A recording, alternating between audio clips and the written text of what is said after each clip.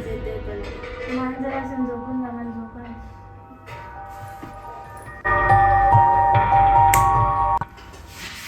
हे पलक कुठून तरी पैंजणाचा आवाज येतोय. झोपून जा.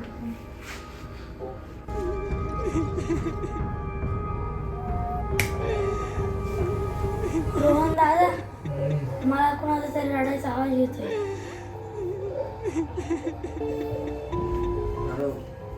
उठा बरं. काय आवाज येतो तिकडे. उठा बरं. कोण आहे? कोण आहे? इकडं वा, इकडं वा. सगळे मागवा मागे.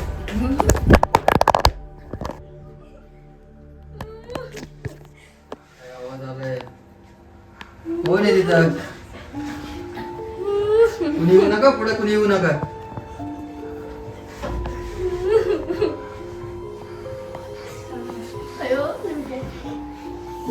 थांबा, शांत व्हा. कोणी घाबरू नका, घाबरू नका कोणी.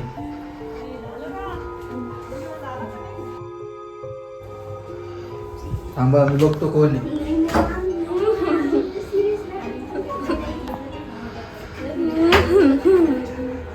काय कोण आहे तिथं? काय पाहिजे तुला?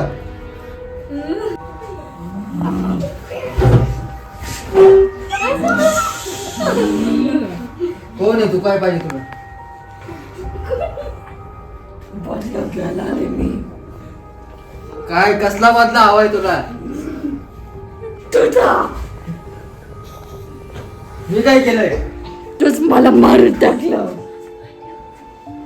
हे बघ, तुला सांगतोय मी, तू इथून निघून जा. नाही जाणार. काय कशी तर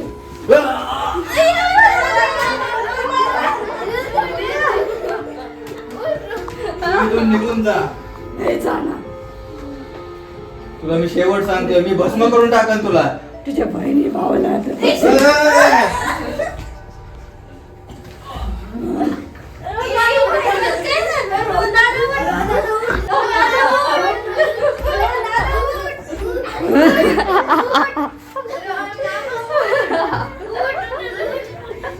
तू माझ्यावरती वार केलास.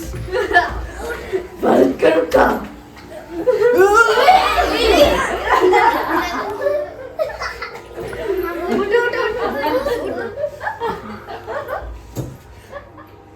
आता तुला दाखवतो माझी जादू. त्याच्यापेक्षा माझी जाडू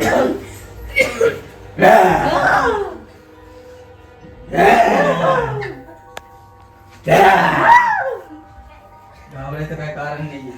आता मी तिथे इथून बाहेर पाठवून दिलेलं आहे. आता सगळ्यांनी एका कोपऱ्यात बसा, शांत.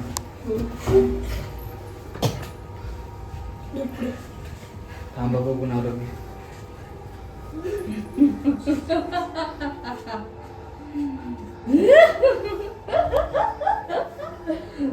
जाते का नाही? नाही जाणार. हे माझं घर आहे. जा इथून. नाही जाणार. जा इथून. नाही जाणार. जा इथून. जा इथून. ती आता घाबरू नका कोणी. आता तिला मी पाठवलंय. कोण होती रोहन दादा ती? काय पाहिजे नव्हतं तिला रोहन दादा?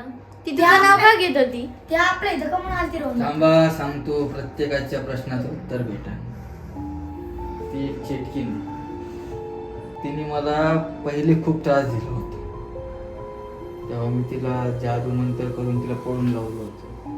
पण माहित नाही आता कुणी तिला सोडून आणलं. मी त्या रावणाने सांगला असं सोडून दिलं. माहित नाही तो रावण कोण आहे. पण जर ती आली आहे तर ती काही ना काहीतरी घेऊन जाईल. एक तर ती माझा जीव घेईल.